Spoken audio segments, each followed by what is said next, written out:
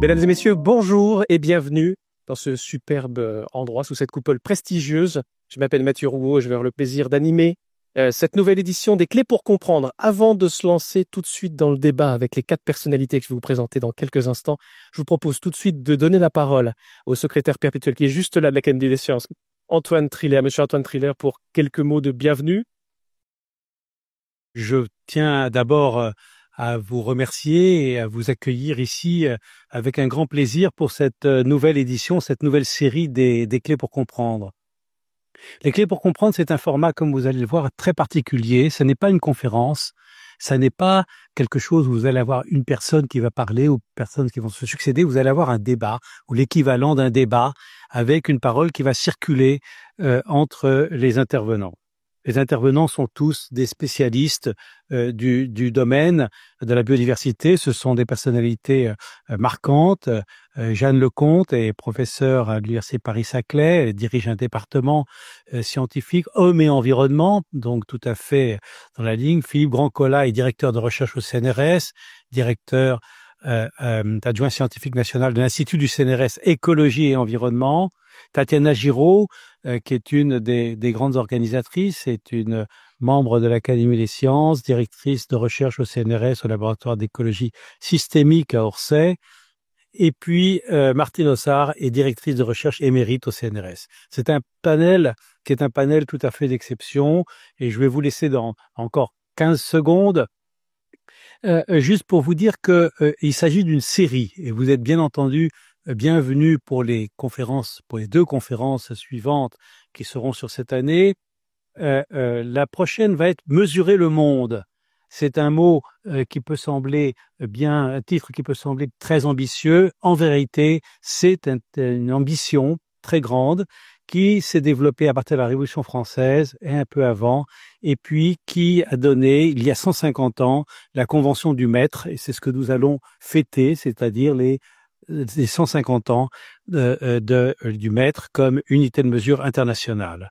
Et enfin, en mois d'octobre, le 9 octobre, il va y avoir théorie de l'évolution et grandes extinctions. Alors nous allons voir aujourd'hui si nous sommes au bord d'une grande extinction. Voilà, et après ça, vous aurez les aspects théoriques au mois d'octobre. Je vous remercie. Merci beaucoup Antoine Triller, merci. Merci à ce mot d'introduction. Donc je le disais, les Clés pour comprendre, c'est un format, comme ça a été rappelé par monsieur le secrétaire perpétuel, qui va permettre le maximum d'interaction avec vous, mesdames et messieurs. Vous allez pouvoir intervenir à différents moments pour questionner ces spécialistes. On a la chance de les avoir. Autant vous dire qu'on va en profiter. Le thème, c'est la biodiversité. L'effondrement de la biodiversité met-elle l'humanité en danger? Et on va voir d'abord ce que c'est cette notion de biodiversité, ce qu'elle recouvre réellement. Dans un deuxième temps, on s'interrogera sur le point de savoir quelles sont les causes de l'effondrement de cette biodiversité. On parlera ensuite des conséquences, évidemment, de cet effondrement pour l'humanité. Ça sera j'allais dire, pardonnez-moi l'expression, le gros morceau de cet échange. Et puis on terminera bien sûr sur une notion importante, celle de solution. Quelle solution on peut apporter finalement à tous les périls, les dangers qui nous guettent s'agissant d'effondrement de biodiversité. Ce sera la fin de cette table ronde. Et puis, je l'ai dit, je le répète, n'hésitez pas à la fin de cet échange, mais aussi au milieu, à lever la main pour poser des questions directement à nos intervenantes, à nos intervenants. Elles ont déjà été rapidement présentées par monsieur le secrétaire perpétuel Antoine Triller. Je refais quand même, juste pour que les choses soient bien claires pour vous toutes et tous. Nous avons la chance d'avoir avec nous Tatiana Giraud, directrice de recherche au CNRS, au laboratoire Écologie, Systématique et Évolution à Orsay. Bonjour madame, et on vous applaudit s'il vous plaît pour mettre un peu d'ambiance dans cette superbe coupole. Sous cette coupole. D'autant que l'événement est filmé, hein, ça a été indiqué au début sur un panneau. Vous avez une superbe équipe ici qui va nous permettre de revoir, de visionner cet échange sur les réseaux. À votre côté, il y a Jeanne Lecomte. Bonjour madame, vous êtes professeure à l'Université de Paris-Saclay et directrice du département scientifique Hommes et Environnement au Muséum national d'histoire naturelle. Il y a dans ce panel également Philippe Brancola, directeur de recherche au CNRS, directeur adjoint scientifique national de l'Institut du CNRS Écologie et Environnement. On peut applaudir ces 2 intervenants. Et Martine Ossard, directrice de recherche émérite au CNRS, et on parlera notamment avec vous de solutions pour préserver la biodiversité autant que faire se peut. Voilà, je vous propose de les applaudir et puis de commencer tout simplement cette conversation avec un point sur la notion même de biodiversité. Qu'est-ce que c'est au fond la biodiversité? Alors c'est une notion dont on entend parler de plus en plus dans les médias, à la télévision, à la radio. Est-ce qu'on s'en fait toutes et tous une idée parfaitement claire? J'en suis pas tout le temps certain, pour être tout à fait honnête, et je m'inclus dans la boucle de l'ignorant qui veut en savoir plus. Tatiana Giraud, qu'est-ce que c'est la biodiversité? C'est une notion qu'on a peut-être parfois tendance à réduire à la variété des espèces. Un mot d'introduction sur cette notion? Oui, effectivement, souvent quand on entend parler de biodiversité, on se représente un peu comme là un assemblage d'espèces, souvent principalement des gros animaux charismatiques, alors que cette vision de la biodiversité, elle est fausse à plein de niveaux. C'est très important de corriger cette vision fausse parce qu'en fait, ça conditionne toutes les solutions qu'on peut essayer d'imaginer pour essayer de préserver la biodiversité. Donc c'est faux déjà parce que c'est pas que des animaux la biodiversité. C'est quand on se représente en termes juste de nombre d'espèces par exemple, ça va être pas les mammifères mais les insectes qui sont majoritaires. Si on se représente en termes de biomasse, de masse totale que représente la diversité des espèces sur Terre, ça va être les plantes qui sont majoritaires. Si on regarde l'arbre de la vie, les lignées là, ça va être les micro-organismes qui sont majoritaires. Mais ça encore, c'est une vision un peu juxtaposée des espèces. Alors qu'en fait, il faut avoir une vision vraiment dynamique dans le temps et en interaction. C'est-à-dire que les espèces, elles sont pas toutes isolées dans un milieu, les unes à côté des autres. Elles évoluent dans le temps, elles s'adaptent, et c'est comme ça d'ailleurs qu'elles peuvent persister. Et elles sont en interaction les unes avec les autres, elles ont des fonctions différentes. Et il y a de la diversité au sein des espèces. Là, on voit les différentes espèces des races de chiens, c'est au sein d'une même espèce. Et cette diversité-là, on voit qu'elle est aussi essentielle et elle permet une adaptation. C'est une notion complexe. C'est Voilà. pas quelque chose qui se donne à comprendre facilement. Est-ce que c'est une notion qui est bien abordée dans les médias, tels que vous la lisez, tels que vous la voyez, tels que vous l'écoutez, ou est-ce que parfois vous dites, oula, on est allé un peu rapidement sur ce point, au risque parfois de créer des malentendus? Donc effectivement, comme vous dites, c'est très complexe. Donc il y a toujours un peu un compromis à trouver entre essayer d'expliquer bien et simplement et précisément scientifiquement. Et la biodiversité, effectivement, c'est plus difficile à expliquer et à vulgariser que le climat, par exemple. On entend de plus en plus parler du dérèglement climatique, mais souvent, effectivement, on le réduit à des émissions de CO2. C'est assez simple à comprendre, c'est une variable. La biodiversité, on voit, c'est extrêmement complexe et on ne peut pas avoir une seule variable qui est la mesure. Merci beaucoup, Madame Giraud. Madame Lecomte, toujours sur cette notion de biodiversité, quand est-ce que la notion apparaît finalement dans vos sciences, mesdames et messieurs?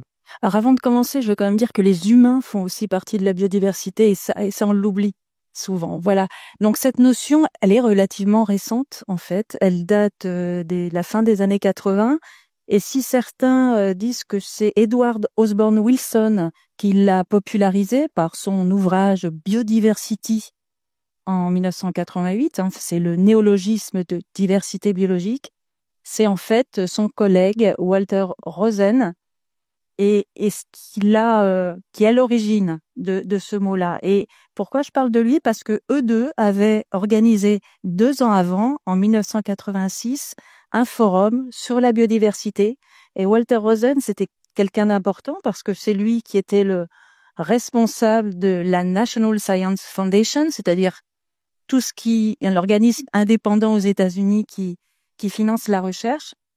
Et ce forum avait les conclusions de ce forum avaient indiqué que l'accélération des extinctions d'espèces était une menace qui était une menace qui venait juste après les guerres nucléaires. Alors, il faut juste se replacer qu'on était encore presque à la fin de la guerre froide, mais en gros, l'idée, c'était de montrer que, en fait, les humains étaient perçus comme des éléments structurants de cette biodiversité et que il y avait une menace très forte sur la biodiversité. Alors, je terminerai simplement pour dire que cette notion-là, elle a été vraiment popularisée en 1992 au sommet de la Terre. Et c'est en 1992 que toutes les conventions, celles sur les changements climatiques, avec toutes ces COP, celles sur la diversité biologique, avec ces COP aussi dont on parle moins, et celles de la désertification ont émergé. Et en gros, c'est à ce moment-là que cette convention-là a insisté sur la préservation de la diversité, sur le partage équitable des ressources, et puis aussi sur une vision beaucoup plus durable. Et si vous me le permettez, je voudrais quand même...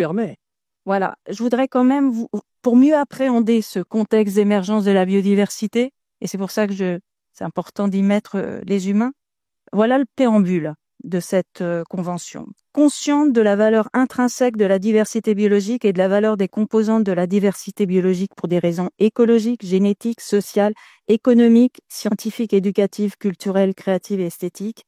Consciente aussi de l'importance de la diversité biologique pour l'évolution et pour le maintien des systèmes nécessaires à la subsistance de la biosphère. Affirmant qu'il incombe aux États de conserver la diversité biologique et d'utiliser ces ressources biologiques de manière durable, préoccupé de la diminution, c'est en 1992, substantielle de la diversité biologique provoquée par certaines activités humaines, consciente également que cette diminution menace les moyens d'existence, la sécurité alimentaire, la santé et la qualité de la vie humaine. Et je termine, notons que la conservation de la diversité biologique est une préoccupation commune à l'humanité. Voilà. Donc, biodiversité, c'est du vivant, mais voilà, il y a aussi cette notion de responsabilité qu'on voit poindre. On va parler dans quelques instants de ce que ça veut dire effondrement avec Monsieur Grandcola avant de dérouler un certain nombre de causes, de les lister. Avant, je me tourne vers Martine Ossart pour revenir un tout petit peu sur cette notion si centrale d'interaction entre espèces qui a été évoquée par Tatiana Giraud. Ça veut dire quoi, interaction entre espèces, et pourquoi c'est si nodal dans la compréhension de ce qu'est la biodiversité? Oui, comme le disait Tatiana, on peut faire des listes d'espèces, mais c'est pas que ça la biodiversité. C'est aussi toutes les interactions. Une espèce, elle est jamais seule. En interaction avec d'autres organismes, des interactions qui peuvent être larges, assez larges, comme celles entre les interactions, les pollinisateurs et les plantes. Elles peuvent être aussi très strictes, comme dans les interactions qu'on appelle de mutualisme, qui sont des interactions, par exemple, entre un modèle exemplaire qui est le figuier et sa petite guêpe pollinisatrice. Ça peut être aussi les interactions entre les arbres, de symbiose entre les arbres et les champignons. Enfin, il y en a des milliers comme ça, et c'est surtout pour savoir que ces espèces, elles vivent jamais seules, elles sont dans un réseau, et que si on casse un maillon du réseau, c'est l'effondrement complet du réseau, c'est une cascade d'espèces qu'on va perdre, qu'on prenne celle du bas ou celle du haut. Et vous me fournissez la transition parfaite pour parler d'effondrement et d'essayer de comprendre ce que ça veut dire vraiment au-delà des images mentales qu'on peut se produire rapidement quand il s'agit de cette notion. Comment, juste un mot quand même pour compléter sur cette notion d'interaction, comment les scientifiques font pour les appréhender, ces interactions entre espèces? C'est quoi la stratégie? Ouais, c'est d'abord beaucoup d'observations. La base de l'écologie, c'est de l'observation. Après, on peut aussi passer dans des preuves expérimentales pour montrer justement cette interdépendance de deux organismes, l'un avec l'autre.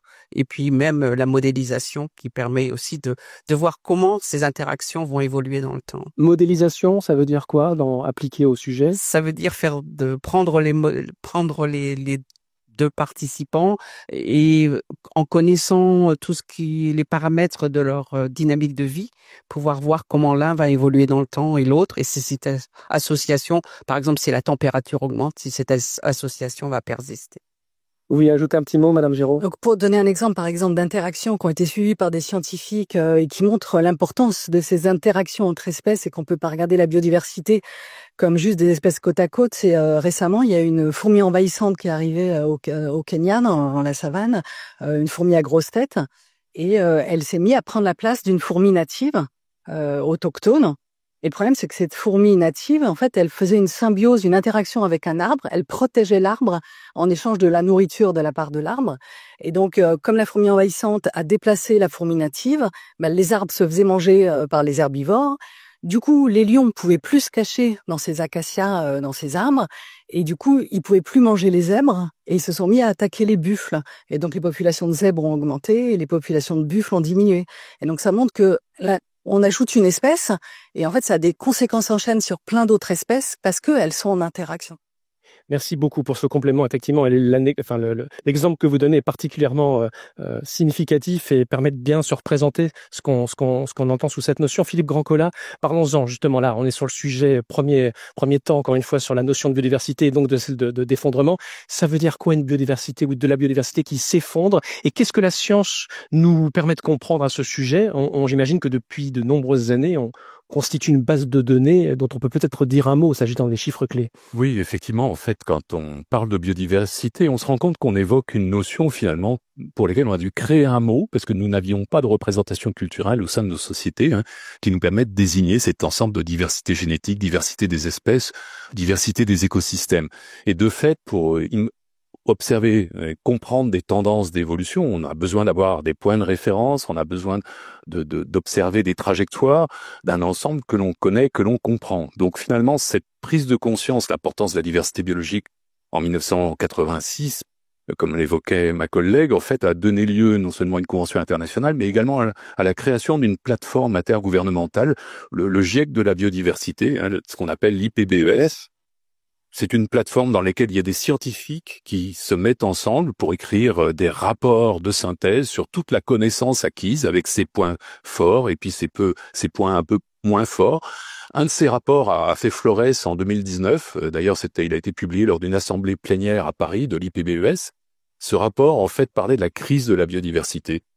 Et il a permis de prendre conscience, grâce à la lecture de plus de 15 000 publications scientifiques, d'un phénomène qui était déjà connu par les scientifiques, mais dont la synthèse a été faite, qu'il y a effondrement. Alors à cette occasion, on a appelé ça la 6e crise d'extinction, par analogie avec les crises des temps géologiques, qui ont vu, notamment de manière très populaire, par exemple l'effondrement des dinosaures à la limite du Crétacé et de l'ère tertiaire. Peut-être cette appellation, elle peut porter à confusion, parce que quand on parle de crise de 6e extinction, ça pourrait laisser penser à certains observateurs non scientifiques qu'on a échappé déjà à 5 crises, et donc qu'importe une 6e. Ah oui. Voilà. Mais nous n'étions pas dans l'ordre précédente, évidemment. Les humains sont apparus il y a quelques centaines de milliers d'années. Donc cette crise actuelle, elle est problématique. Le chiffre cité par l'IPBES comme une exergue qui est quand même assez significative, c'est de dire qu'il y a 1 million d'espèces qui sont en risque fort d'extinction à l'échéance de 30 ans. 30 ans, c'est rien, c'est à peine la moitié de vie d'un humain.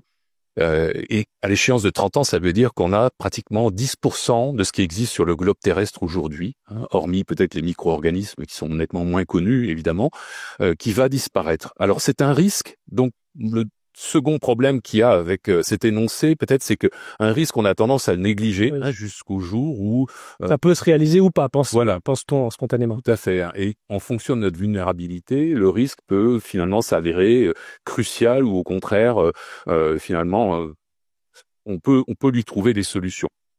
Il n'en est rien en réalité. Pourquoi il y a un risque d'extinction sous 30 ans? C'est parce que dès aujourd'hui, nous avons des populations qui s'effondrent, un certain nombre de populations d'organismes qui s'effondrent. Cet effondrement, et le mot est peut-être plus approprié, en fait, ça a des conséquences évidemment au plan éthique. On peut pas imaginer, par exemple, que 42% des arbres européens auront disparu d'ici 30 ans. On peut pas imaginer qu'il y a 30% des populations de vertébrés qui auront disparu dans 30 ans, poissons, oiseaux, mammifères. On peut pas imaginer non plus qu'aujourd'hui, par exemple, dans les paysages, on va dire un peu mixtes, agro-industriels, paysagers français, on a 30% des populations d'oiseaux qui sont déjà absentes et puis 70% des populations d'insectes qui ont disparu. Et évidemment, c'est pas seulement un problème éthique. On ne dispose pas de ces espèces, elles ne sont pas notre propriété. On devrait pouvoir les léguer à nos enfants, à minima, mais ça engage également des risques fonctionnels.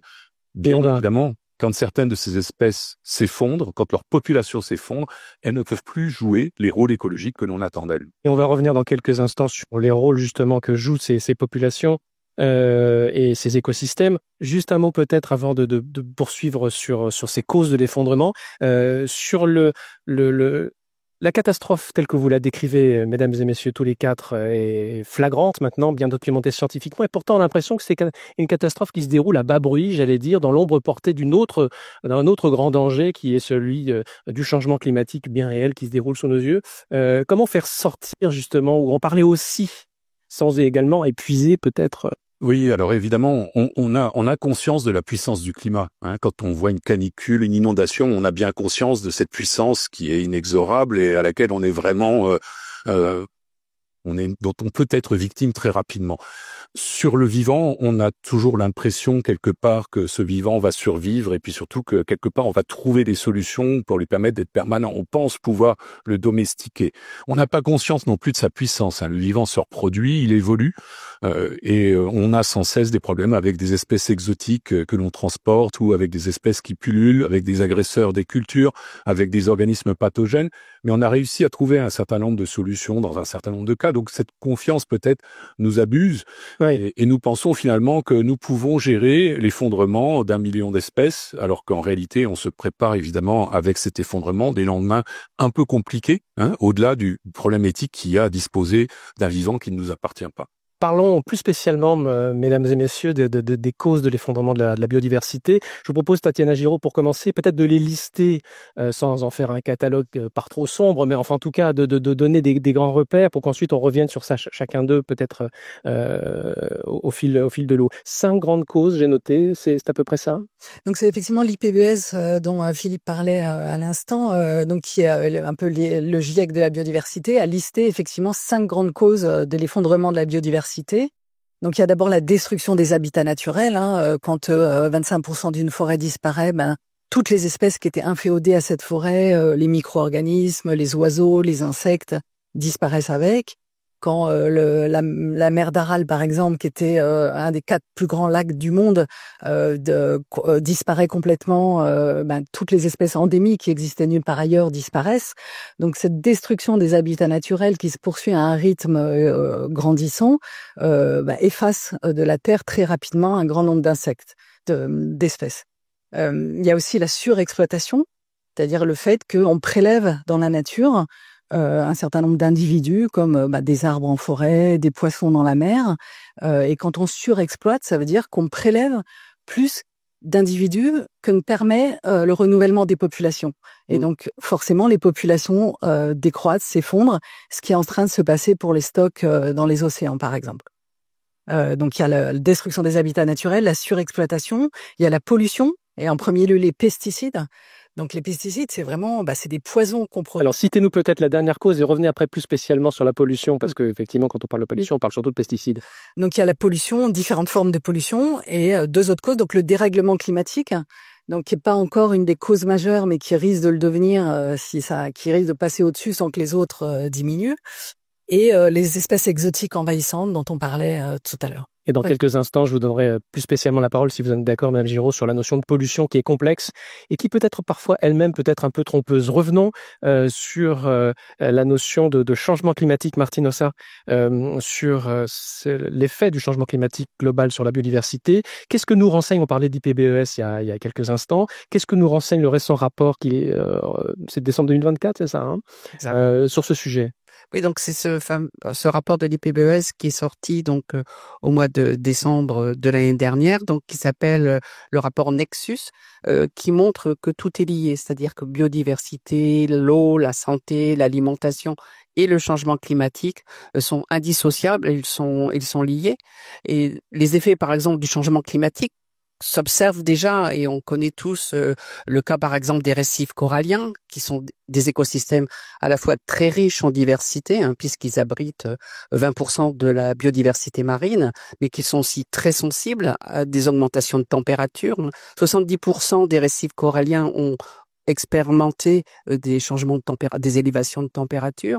Et il y a aussi le problème donc du CO2 qui est absorbé par les océans et qui augmente l'acidité de ces océans.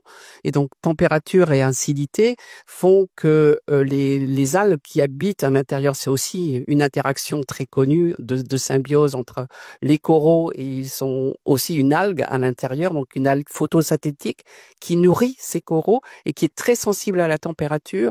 Et donc comme les coraux sont en état de stress, il relâche les algues et donc ça devient ces coraux blancs et on appelle cette action le blanchissement des coraux.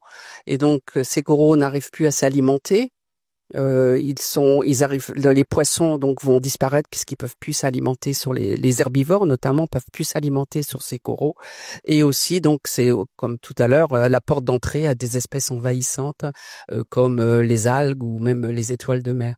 Alors que ces récifs coralliens sont une réserve importante de nourriture pour environ 500 millions de personnes, donc ça apporte la sécurité alimentaire de l'ensemble de ces villages côtiers. Alors, vous parliez effectivement de population d'insectes exotiques envahissantes. Du coup, je vous donne la parole, Monsieur Brancola, sur ce point, parce que c'est directement connecté et on abordera ensuite avec Madame Lecomte la notion d'artificialisation des milieux naturels et on finira avec les pollutions. Mais d'abord, justement, sur cette notion voilà, d'espèces exotiques envahissantes, comment vous décrivez la notion déjà? Alors effectivement, c'est un paradoxe. C'est de la biodiversité qui nuit à de la biodiversité. Donc parfois, ça peut provoquer un peu le scepticisme. Quand on comprend très bien que détruire un habitat trop prélevé, asséner un changement climatique ou des pollutions peut nuire à des individus vivants, mais que des individus vivants puissent en arriver à nuire à ce point à d'autres individus vivants, ça peut surprendre. Tout simplement pourquoi ? Parce que c'est les humains qui transportent des milliers d'espèces d'un endroit à un autre de manière brutale, à des milliers de kilomètres très souvent.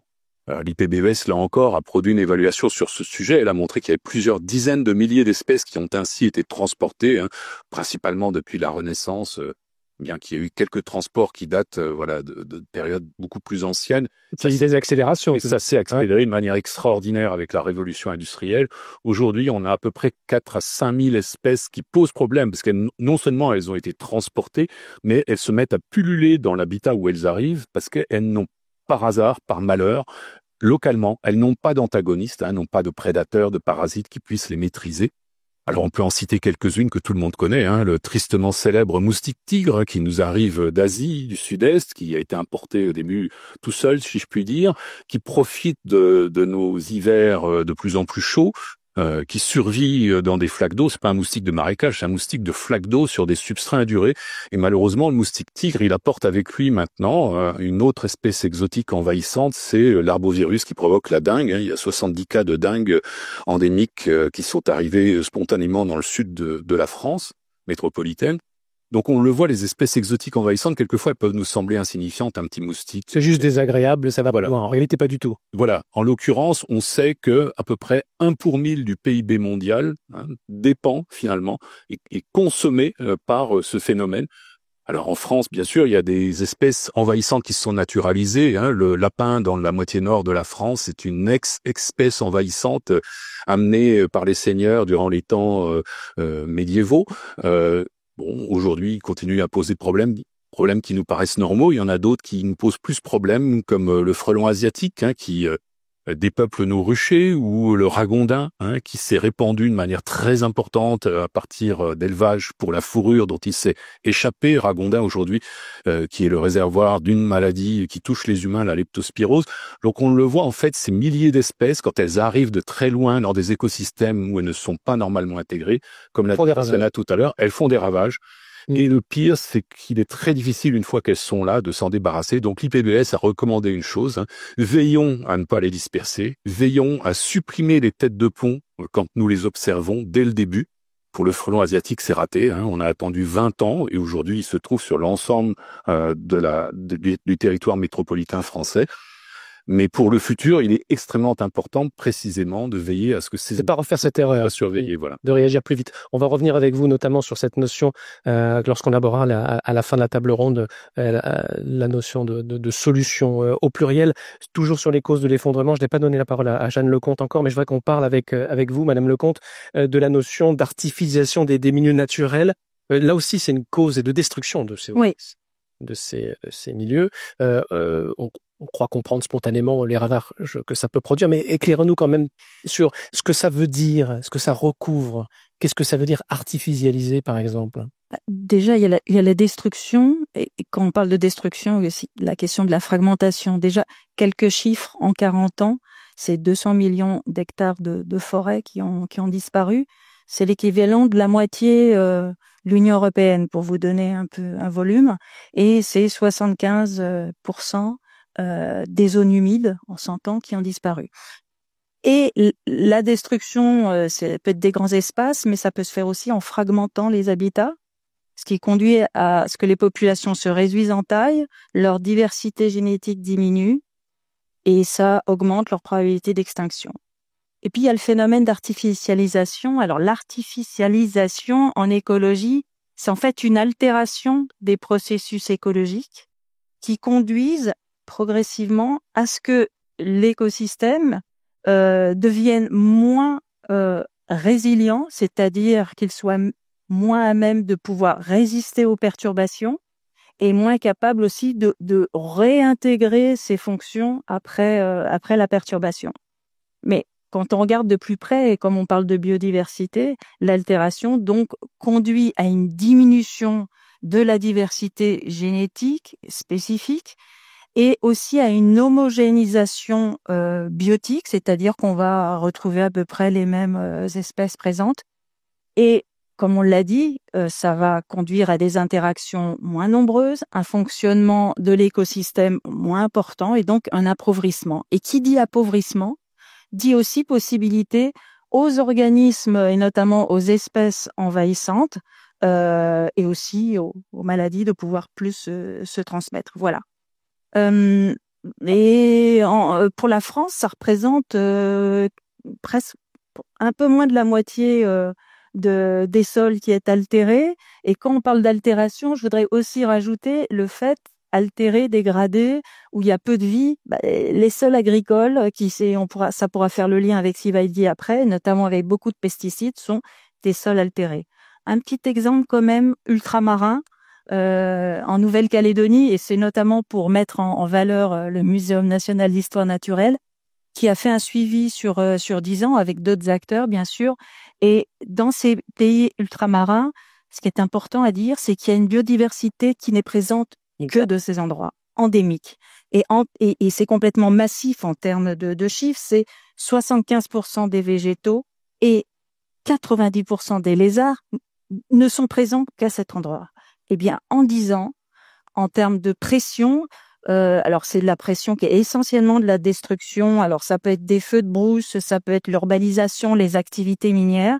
C'est 75%, non, excusez-moi, 66% des espèces de lézards et 40% des végétaux qui sont menacés. C'est-à-dire que leur extinction va apparaître dans les 10 à maximum 100 ans. Donc là, c'est une perte irrémédiable. Parce que cette biodiversité-là n'est présente qu'ici. Voilà. Je voudrais aussi, quand on parle de destruction, quand une espèce s'éteint, elle disparaît. Quand elle est hyperlocalisée, pour jamais. Oui. Voilà. Quand vous voyez ce type d'image, voilà, j'imagine que... Là, je parlais d'activité minière, c'est on est en plein dedans, et notamment dans certains pays. Voilà. Un mot pour terminer, puis ensuite on va rapidement, mesdames et messieurs, se tourner dans un premier temps vers vous. Si vous avez tout de suite des questions sur la notion de biodiversité, sur la notion d'effondrement, sur la notion de cause de l'effondrement, avant de continuer la conversation, vous pourrez tout de suite déjà peut-être poser une ou deux questions. On termine avec cette notion importante, pour le coup, très évoquée dans l'actualité, mais pas toujours peut-être comme il faudrait, celle de pollution. Ça aussi, c'est une des grandes causes de l'effondrement. Est-ce qu'on peut revenir dessus et parler des pesticides, évidemment? Donc, effectivement, la pollution, c'est une des grandes causes listées par l'IPBES et documentée comme étant responsable de l'effondrement de la biodiversité. Donc, à la fois en termes de disparition des espèces, mais comme on disait, d'effondrement des populations. Et c'est vraiment une mesure qui est importante à prendre en compte. Et donc, effectivement, on répand de plus en plus de poisons dans l'environnement. Les pesticides, c'est vraiment des molécules qu'on génère pour tuer les êtres vivants. Alors, on appelle ça insecticides, fongicides, mais souvent, ils ont une large gamme d'actions. Ils sont toxiques contre les êtres vivants, et y compris nous. On commence à se rendre compte. Récemment, il y a une étude qui est parue montrant que 90% des échantillons d'eau en France, d'eau du robinet, étaient pollués à des seuils pas acceptables sur des pollutions. Et c'est des molécules qui restent très longtemps dans l'environnement, qui sont pas dégradées et donc qui s'accumulent et qui sont vraiment toxiques pour les êtres vivants. et en particulier, par exemple, les populations d'insectes et les pollinisateurs. Donc, on s'est rendu compte de l'importance de la pollinisation et on est en train d'exterminer les insectes pollinisateurs avec tous ces pesticides qu'on répand dans les champs, alors que, contrairement à ce qu'on entend souvent, il y a des solutions et on y reviendra, des solutions basées sur la nature. Et donc, par exemple, donc sur les insectes, on a documenté même dans des réserves naturelles, il y a une baisse en biomasse de 3/4. 3/4 des populations disparaissent. Et dans les zones agricoles, ça va jusqu'à 90%. Donc, ça, c'est les insectes. Mais du coup, les oiseaux aussi disparaissent parce qu'ils sont aussi empoisonnés par les graines, par l'eau et par le manque d'insectes pour les insectivores. Et ce qui a changé sur les pesticides, surtout depuis 30 ans, c'est que avant on répandait les pesticides quand il y avait une maladie ou quand il y avait des ravageurs. Sauf que maintenant, on le fait en prévention. On enrobe les graines de pesticides. Donc évidemment, ça donne moins de travail, ça protège la plante pendant toute sa vie, mais ça veut dire qu'il y a des poisons tout le temps dans l'environnement et dont la majeure partie en fait part dans l'eau, dans le sol et même pas efficace pour protéger nos cultures. Merci beaucoup pour ce point complet. Avant de parler des solutions, mais on va parler des conséquences sur l'humanité. Avant, toutefois, parfait, regardez, j'ai même pas besoin de me lever, j'ai tout de suite la personne qui lève la main. Je vais vous prendre ce petit micro et puis vous permettre, monsieur, de poser une question. Oui, sur les pesticides, pour être utilisées, elles ont besoin d'une autorisation de mise sur le marché. Alors que font les agences publiques si ce sont réellement des poisons? On comprend pas trop bien pourquoi les pouvoirs publics les mettent sur le marché. Donc effectivement, il y a des autorisations de mise sur le marché. Le problème, c'est que les tests qui sont faits pour la mise sur le marché évaluent par exemple ce qu'on appelle des tests de toxicité aiguë. C'est-à-dire qu'on va prendre une abeille, on va mettre une grosse dose de pesticides et on regarde si elle meurt. Mais c'est pas ça que expérimente une abeille dans le cours de sa vie. Elle va avoir des plus petites doses, mais tout au cours de sa vie. C'est comme si on vous donne 10 paquets de cigarettes à fumer d'un coup. Vous allez pas être très bien, mais vous allez pas mourir. Tandis que si vous en fumez 2 paquets par jour, vous avez 50% de chance d'en mourir. Il y a aussi d'autres types d'insecticides, comme on entend, les néonicotinoïdes, qui vont en fait pas tuer l'abeille, mais qui vont la désorienter. Donc elle va pas mourir. Si on regarde en laboratoire, on dit tout va bien, mais elle va jamais retrouver sa ruche. Donc ça revient au même. Et on n'évalue pas non plus en fait la synergie entre toutes les molécules toxiques. C'est-à-dire que 1 + 1 en pesticides, ça fait peut-être 10. Et ça, on le mesure pas. Effet cocktail. Effet cocktail. Un bon nom pour une chose horrible. Alors, il y a tellement de questions déjà, c'est extraordinaire. Je vous avoue que comme vous êtes aussi derrière moi, je ne vois pas qui lève la main le premier. Ou la première. Il y a que des mains d'hommes qui se lèvent, madame. Non, du coup, j'avais dit madame, mais c'est pas grave. Monsieur, allez-y. À moins que vous soyez tellement galant que vous passiez votre micro tout de suite. Ouais, ça c'est top. Ça s'applaudit, mesdames et messieurs. Ça c'est extraordinaire. Et on sent là la qualité du public sous cette coupole. Madame. Merci beaucoup. Merci beaucoup pour toutes ces explications, c'est passionnant.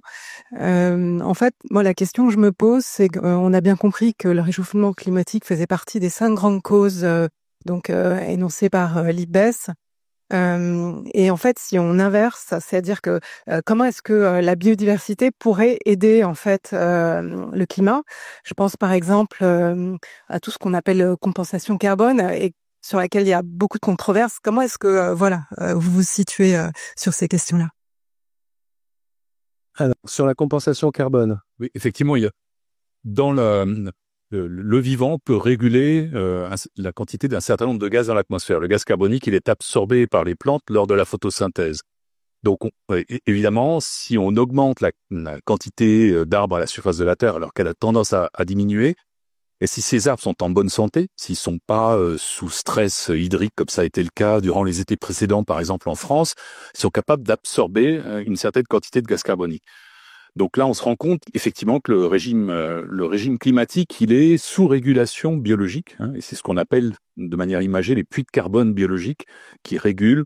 Alors il n'y a pas seulement la photosynthèse des arbres, il y a aussi la photosynthèse des algues dans les océans. Donc la question, c'est effectivement d'avoir des écosystèmes en bonne santé, de manière à ce qu'ils puissent continuer à capter ces gaz que nous émettons en trop grande quantité encore aujourd'hui. Donc il suffit pas d'avoir des plantations d'arbres tous homogènes, tous semblables et qui seront évidemment susceptibles de ne pas réagir de manière correcte à un certain nombre d'agressions dans le futur parce qu'ils seront tous identiques. Il faudrait avoir des écosystèmes de bonne qualité, en grande surface, qui puissent capter ces gaz. D'où une politique de gestion de l'environnement qui doit prendre en compte cette dimension. Et là, on a un petit peu de mal à prendre en compte cette dimension dans le cadre du mécanisme dit de compensation, puisque la compensation, ça consiste à dire que quand on ne peut pas éviter de détruire une biodiversité, par exemple un massif forestier, quand on ne peut pas réduire la pression qu'on exerce sur elle, on va essayer de le reconstituer à côté. Et ça suppose, par exemple, de replanter des arbres quand on a dû couper une forêt, par exemple. Mais évidemment, une plantation d'arbres, pour autant, ce n'est pas encore un écosystème, même si on essaye de la faire de la manière la plus écologique possible.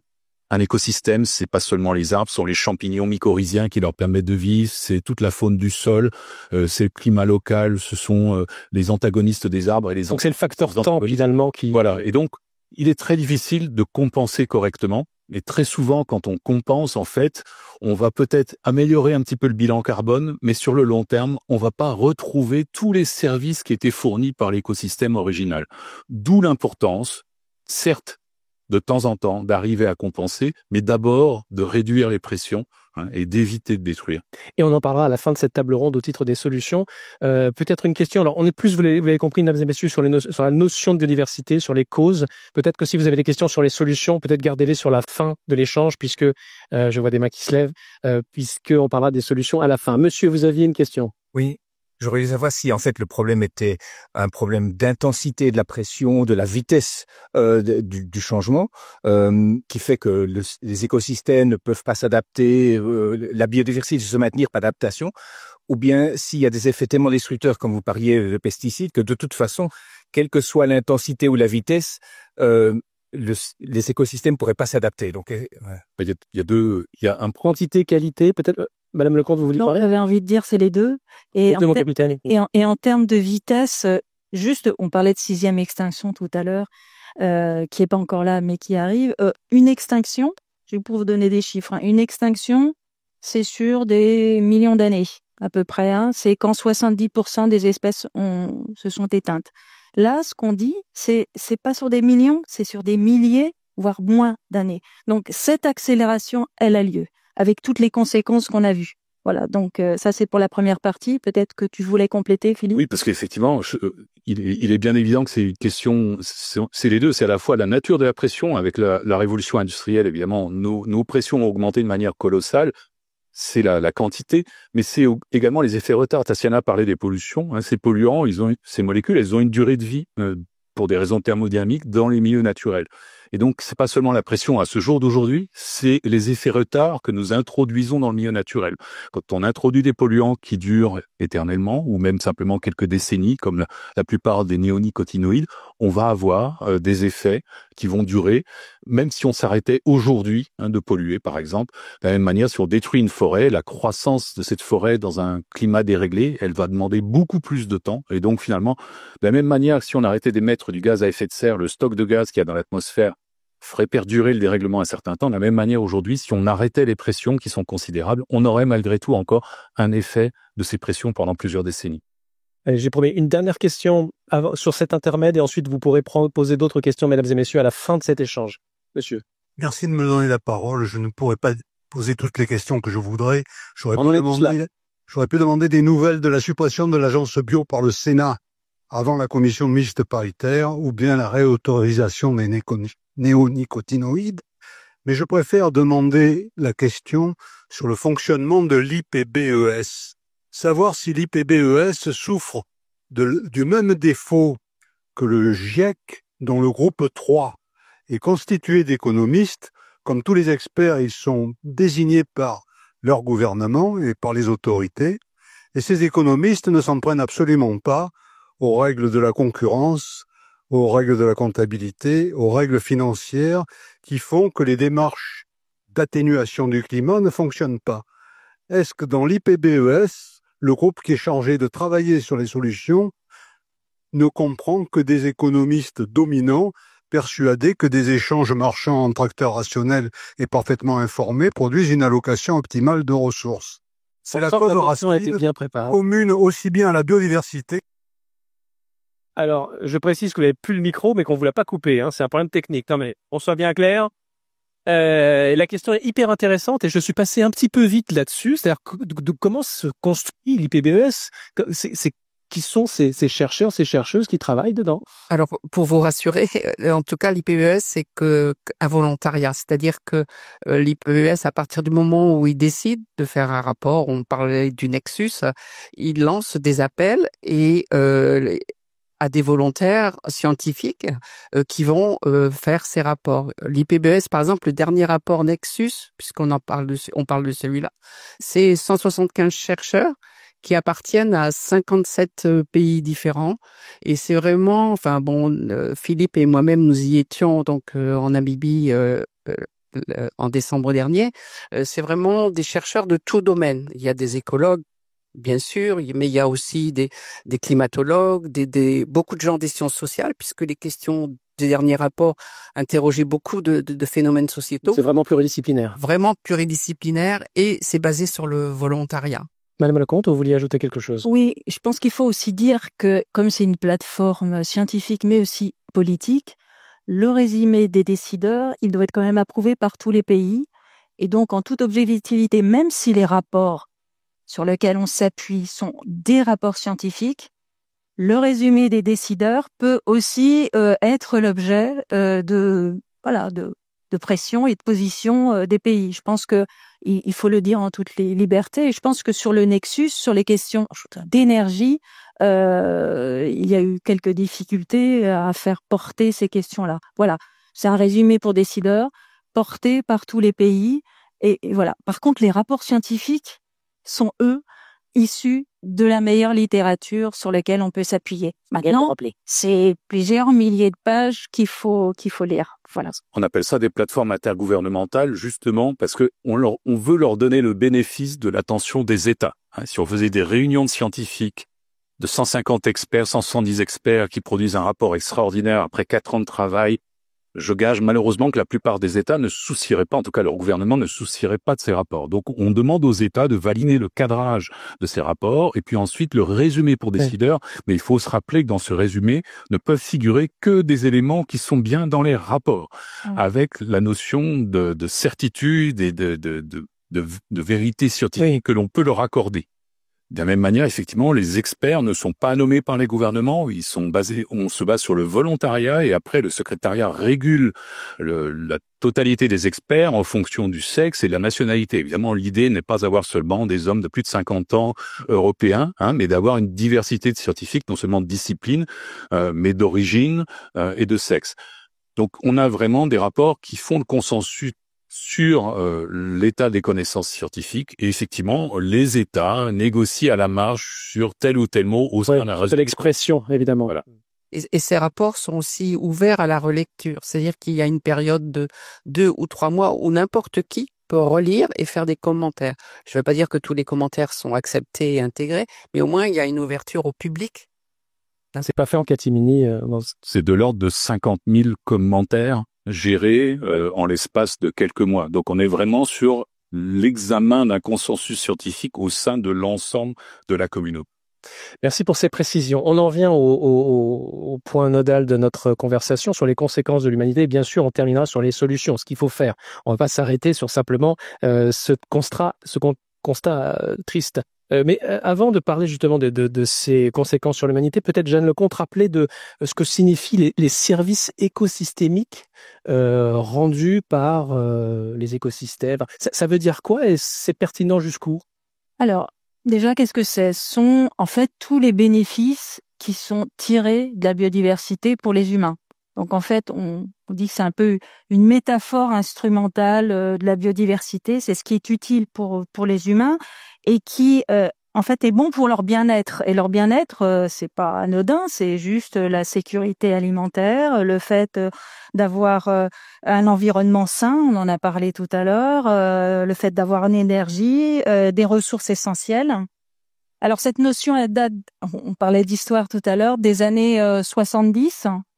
Et effectivement, ça a pris de l'ampleur quand les économistes s'en sont emparés.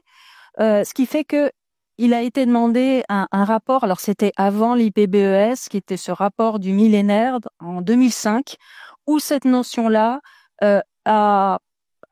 s'est complètement développée par rapport à ce travail qui a été fait par les scientifiques, notamment dans la littérature scientifique, mais aussi beaucoup s'en sont emparés parce que l'idée du service et qu'est-ce que voulaient d'une certaine manière les scientifiques quand ils ont établi ce grand rapport de le premier état de la biodiversité et du fonctionnement et des écosystèmes, c'était de dire on peine à pouvoir préserver et conserver la biodiversité. L'intérêt ici, c'était de montrer que s'il y avait un lien entre le bien-être humain et cette biodiversité, en fait, c'était un moyen de se faire attirer toute une humanité qui prendrait conscience de ces liens forts avec la biodiversité. C'était ça l'esprit. Voilà. Alors, on reviendra après sur est-ce que ça peut avoir pas conséquences. Spoiler, non. Spoiler. Alors déjà, je peux dire qu'il y a 3 types de services et puis ça va rejoindre tout ce qu'on a dit. Voilà. Alors, tout d'abord, il y a les services d'approvisionnement, c'est tous les biens. Et ça, je dirais, depuis l'aube de l'humanité, les premiers humains ont compris. Voilà, c'est ce qui leur sert à s'alimenter, puis aussi à se couvrir. Voilà. Première chose, mais aussi à se soigner. Et on a plein d'exemples qui montrent que les molécules du vivant servent à nous soigner, notamment pour les cancers, notamment la molécule qui est tirée de l'if. Services donc ici d'approvisionnement. Les services de régulation. On parlait de la pollinisation tout à l'heure. En fait, il y a certains producteurs et notamment de cassis dernièrement qui se sont rendus compte que ils n'arrivaient pas à produire le cassis. Et en fait, en regardant près, il y a eu des équipes de l'INRAE qui ont été regardées parce qu'ils avaient des données depuis 80 sur les pollinisateurs. Des années 80, ils sont aperçus qu'il y avait 99% des pollinisateurs qui avaient disparu. Donc, il n'y avait pas de pollinisation, pas de cassis. C'est un exemple, mais il y a aussi tout ce qui est régulation. On l'a vu par rapport au climat. Voilà. Et le dernier service, c'est les services culturels. C'est tout ce qui est immatériel. C'est ce qui fait que on produit de l'art, on s'inspire, on vit bien. On a aussi un bien-être, mais aussi ce bien-être-là, c'est santé mentale et psychique. Et des études récentes ont montré, et là, c'est pas des petites études, c'est plusieurs millions de personnes qui ont été suivies. Encore. Et on regardait la distance entre ces personnes et le premier espace vert, enfin un peu de verdure. Et plus on augmente la distance, mais ça peut être que quelques centaines de mètres, ça augmente de 5% le fait d'avoir des problèmes psychiques, une dépression. Voilà, ça c'est des vrais résultats. Ce qu'on appelait avant le rapport à la nature. Le rapport à la nature. Peut-être qu'on le verbalisera différemment. Alors, lui, c'est très concret pour le bien-être mental. Dans la suite, vous vivez. Mais je voudrais quand même, j'ai dit que c'était une métaphore instrumentale parce que justement, un des problème avec cette notion, c'est qu'elle ne parle pas, elle est très occidentale déjà, et pour des populations d'autres pays, le rapport à la nature, c'est pas que des services. Et ce qui a conduit l'IPBES, qui s'appelle Biodiversité et Services écosystémiques, à changer sa terminologie et parler de contribution à la nature, de la nature pour les humains. Voilà. Donc ça parle pas à tout le monde, c'est uniquement anthropocentré. Or, on pourra en reparler, j'imagine, à la fin. Oui. Penser la biodiversité que pour nos intérêts, c'est pas forcément éthique, mais au-delà de ça, ça conduit à privilégier la conservation de telle ou telle biodiversité en regard d'une autre. Et puis, on parlait de compensation tout à l'heure. La compensation, c'est une fois qu'on a fait modifier l'habitat, et c'est ce qui reste une fois qu'on a essayé d'éviter et de réduire les effets sur la biodiversité.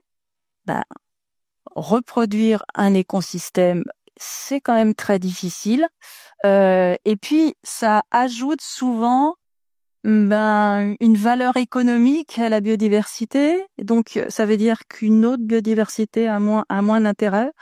Voilà. Donc, aller uniquement dans cette version-là, de service, c'est très bien pour prendre conscience. Mais ça a ses limites. Mais ça a des limites, c'est clair. Alors, je vous propose, merci, c'était très important que vous fassiez ces précisions, Madame Lecomte. Je vous propose faute de temps, de pas parler de la dimension culturelle que vous évoquiez tout à l'heure, mais peut-être d'en parler un petit peu plus dans les solutions ou à la fin, et peut-être de se concentrer sur des choses sur lesquelles il faut faire un focus. On parlait, Tatiana Giraud, tout à l'heure un peu rapidement des sols, mais qu'est-ce qu'on peut dire de l'effondrement de la biodiversité sur les capacités de stockage du carbone des écosystèmes? C'est quoi l'impact concret sur l'homme? Et puis même chose sur la fertilité des sols. On parlait de nutrition, on y est quand même aussi. Effectivement, on se rend peut-être moins compte que par rapport au climat et au dérèglement climatique, à quel point l'effondrement de la biodiversité va nous impacter et nous impacte déjà à travers tous ces services écosystémiques. Et un des services principaux, c'est effectivement le stockage du CO2. Donc Philippe en parlait tout à l'heure. Une grande partie du CO2 qu'on émet dans l'atmosphère ne reste pas dans l'atmosphère, mais est stocké par la nature. Et donc, on estime ça à 30% par exemple pour les forêts. Donc 30% du CO2 qu'on émet, en fait, est stocké dans les forêts. Donc c'est d'autant moins qui participent au dérèglement climatique. Et on estime par exemple que ça nous a sauvé 1 degré de réchauffement climatique moyen quand même. Tout ce qui a été stocké par la nature qu'on a émis. Or, ces puits de carbone diminuent, leur efficacité diminue. Donc, par exemple, dans les années avant les années 2000, on estimait que 40% du CO2 qu'on dispersait était stocké dans la nature, alors que maintenant c'est plutôt 25%, 30%, voire l'année dernière presque 0%, tellement les arbres étaient affectés par la sécheresse. On sait pourquoi, c'est ça, c'est la sécheresse, c'était ma question. En partie, voilà, et ils fonctionnaient plus en puits de carbone. Et donc, il y a les arbres, mais il n'y a pas que les arbres. Il y a énormément de puits de carbone. Il y a l'océan, par exemple. On appelle ça un peu le carbone bleu, qui est stocké dans les océans, à la fois dans le phytoplancton, les micro-organismes qui font des squelettes de calcaire et qui stockent du CO2. Donc, pareil, c'est des quantités énormes qui sont, du coup, qu'on émet, mais qui participent pas directement au dérèglement climatique. Mais c'est en train d'atteindre des limites parce que, donc, on parlait Martine tout à l'heure, ce CO2 qui se dissout dans l'eau, ça augmente l'acidité des océans et ça empêche cette calcification et ce stockage du CO2 par les organismes marins. Et donc, c'est de moins en moins efficace. Il y a des vraies circularités qui sont à l'œuvre, négatives pour les... Et ça fait un peu, ces cercles dangereux qui font, et ça peut même faire des points de bascule, et c'est ça qui est très important aussi à dire. C'est-à-dire qu'on a des services écosystémiques, ça peut être la pollinisation, le stockage du CO2, la fertilité des sols. Ça se maintient malgré toutes les perturbations qu'on impose. Et qui brutalement ça casse. Et puis tout d'un coup ça casse. Et le problème de la biodiversité, c'est qu'une fois que les espèces sont éteintes, on peut plus revenir en arrière. Il n'y a pas de presse-bouton, effectivement. Ça casse, c'est-à-dire ça prend quelle forme?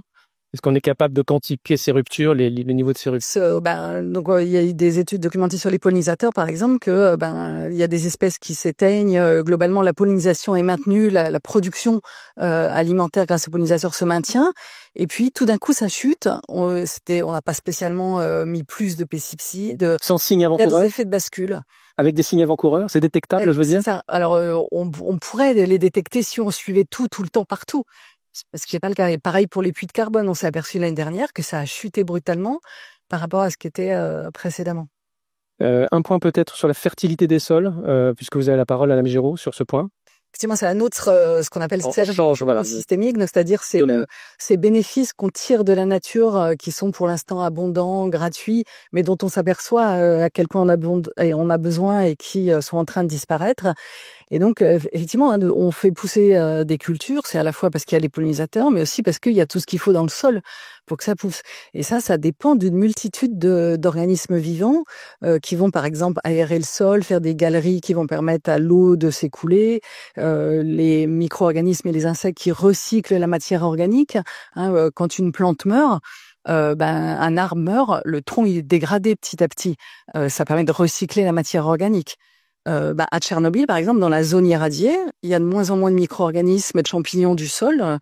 Et les champignons, c'est les seuls organismes vivants qui sont capables de dégrader ce bois mort. Et donc, comme ils ont disparu, le bois mort s'entasse dans les forêts. Il est plus dégradé, il est plus recyclé. Et donc, ça, c'est encore un service écosystémique absolument indispensable et qui risque de disparaître. on ne peut pas ne pas parler d'eau. Martine Ossart, merci Madame Giraud. Là aussi, Monsieur Grandcola, pardon, c'était une question que je proposais à Monsieur Grandcola de répondre. L'accès à l'eau pure, ça nous paraît quelque chose d'évident. Oui. Avec le temps qui passe, j'ai l'impression que ça l'est un tout petit peu moins. Il y a une petite musique là, effectivement, pas très agréable à on se rend compte que le stress de la fourniture d'eau n'est pas réservé à des populations dans des zones soudano-sahéliennes, hein, mais qu'en France, par exemple, dans les Pyrénées-Orientales, on peut se retrouver, après plusieurs années de sécheresse, dans des situations critiques. Alors ce stress, il est lié bien sûr au dérèglement climatique, hein, qui entraîne à certains moments des précipitations plus faibles à certains endroits, mais il est aussi lié à la perte de la couverture végétale. 60% de l'eau de pluie se trouve dans la végétation, ce qu'on appelle l'eau verte, végétation ou la surface du sol. On ne parle pas de nappe phréatique. Si vous supprimez cette végétation, par exemple sur un plateau agricole dans la Beauce, entre 2 cycles de culture, vous avez rien du tout, hein. Vous avez quelques talus herbeux, quelques arbres à peine. Évidemment, entre 2 cycles de culture, cette eau qui arrive, elle est trop présente, elle n'est pas absorbée par la végétation, elle ruisselle, elle inonde, hein. Ou en période de sécheresse, cette eau qui n'arrive pas, elle n'est pas non plus présente dans la végétation. Donc pas de végétation, pas de régulation du cycle de l'eau. Et typiquement, on se retrouve aujourd'hui avec un grand nombre de territoires sur Terre. Bientôt, il y a presque 2/3 des humains qui seront sous stress en eau, tout simplement parce que l'eau verte à la surface du globe disparaît. Alors, où se trouve cette eau aujourd'hui? Elle se trouve dans les océans. Les géophysiciens nous ont appris récemment que la Terre a basculé de 30 cm sur son axe, tout simplement parce que la répartition de l'eau sur Terre a changé. Elle est moins sur les continents, moins de végétation, elle est plus dans les océans. Les uns et les autres n'étant pas répartis de manière homogène sur le globe terrestre, ça occasionne un changement de mouvement. On est vraiment dans une situation où on se rend compte que notre action est tellement forte qu'elle a perturbé l'ensemble de ce cycle, hein. Et évidemment, la solution qu'on va aborder, c'est de revégétaliser, de restaurer ce cycle de l'eau. Il ne faut pas non plus oublier le problème de l'assèchement des zones humides, hein. Depuis le début de l'époque industrielle, on a les 3/4 des zones humides qui ont disparu sur Terre. Alors, on s'en féliciter à l'origine parce qu'on pensait que c'était des endroits miasmatiques, des marécages malsains, etc. De santé. On s'aperçoit aujourd'hui que ces zones humides, elles régulent à la fois la disponibilité de l'eau en période de sécheresse et puis la retenue d'eau en période de trop-plein, si je puis dire. Elles stockent du carbone, elles stockent de la biodiversité. Donc il est vraiment important d'arriver à les restaurer. C'est un exemple d'ingénierie écologique aujourd'hui. Remettre en eau des zones humides, c'est une action très importante pour les écosystèmes et pour les humains qui en font partie. Et puis, puisqu'on parle d'humanité, la santé, évidemment, est impactée par cet effondrement de la biodiversité. Peut-être finir sur ces conséquences en parlant, justement. C'est quoi? C'est plus de maladies infectieuses? C'est des maladies nouvelles qui apparaissent qu'on n'avait pas auparavant? Moi, c'est un peu les deux, et je pense que toujours ce rapport Nexus a bien fait la relation entre biodiversité et santé. On sait maintenant, donc il a été démontré que 50% des maladies émergentes ont dû leur émergence justement à la dégradation des écosystèmes, l'artificialisation des sols dont parlait Jeanne tout à l'heure. C'est aussi le fait que en dégradant justement, en changeant les habitats, on permet beaucoup plus d'interaction entre les animaux sauvages et les animaux domestiques et donc l'humain. Et c'est comme ça qu'on voit des épidémies apparaître, comme celle au moins qui fait ses preuves, on va dire, celle d'Ebola par exemple en Afrique, où à la fois cette promiscuité et aussi des règles sociales qui sont différentes des nôtres, on soigne pas en Afrique comme on soigne en Europe, ont permis justement l'évolution de cette maladie. C'est plus récemment, l'année dernière dans Science, il y avait aussi un article intéressant parce qu'il était basé sur énormément de données qui a montré que la disparition des chauves-souris sur la côte est des États-Unis, lié justement à l'apparition, encore toujours une espèce envahissante, un champignon donc qui a rendu les chauves-souris donc inaptes à voler, etc. C'est ce qu'on a appelé le nez blanc. Les populations de chauves-souris ont complètement disparu. Évidemment, les insectes ont repullulé, puisqu'on sait tous que les chauves-souris consomment énormément de ces insectes. 40%, si je me trompe pas, chaque nuit, une chauve-souris mange 40% de son poids en insectes, donc c'est un insecticide puissant. Donc cet insecticide ayant disparu, les agriculteurs ont été obligés d'augmenter les pesticides. Les pesticides, c'est toujours ces effets de cascade. Les pesticides ont pollué l'eau et ça a eu des conséquences économiques évidemment pour l'agriculture. Les rendements agricoles ont baissé, mais surtout la mortalité infantile dans ces États a augmenté de 17%, lié à des mortalités infantiles à la naissance et aussi à des poids des nourrissons beaucoup plus faibles et donc moins résistants. Donc c'est toujours ces phénomènes en cascade et la biodiversité est très importante donc pour la santé aussi. Je propose, merci beaucoup pour ces éléments. Je vous propose de répondre à cette question finale. C'est qu'est-ce qu'on fait du coup? Qu'est-ce qu'on fait? Qu'est-ce qu'on peut faire? Vous allez dans quelques instants, Madame Ossert, nous parler des solutions basées sur la nature. C'est passionnant ce qui s'imagine. Avant, je voudrais juste redonner la parole à Tatiana Giraud pour lui demander qu'est-ce que spontanément vous auriez envie de recommander s'agissant de ce qu'il faut faire ou pas faire pour réduire l'ampleur du phénomène d'effondrement. En fait, c'est assez simple. Quand vous arrivez chez vous, que vous avez laissé la baignoire allumée et que ça fuit partout, qu'est-ce que vous faites? Vous coupez le robinet. J'appelle les pompiers, oui. Non. Vous construisez pas une machine pour absorber l'eau ou appeler les voisins. Vous coupez l'eau d'abord. Donc, on connaît les 5 causes responsables de l'effondrement de la biodiversité. Il faut réduire et supprimer au maximum ces 5 causes. Il faut pas attendre des solutions magiques. On peut avoir plusieurs béquilles, on a un peu un biais et même parfois nous en tant que scientifiques de dire quelle solution technologique on va trouver pour résoudre ce problème-là. Alors que le plus efficace et surtout dans le cadre de la biodiversité, c'est surtout de supprimer les 5 causes. Arrêter de détruire les habitats naturels, arrêter de répandre des pesticides, arrêter le dérèglement climatique et limiter au maximum les espèces envahissantes. Supprimer les causes pour supprimer les effets.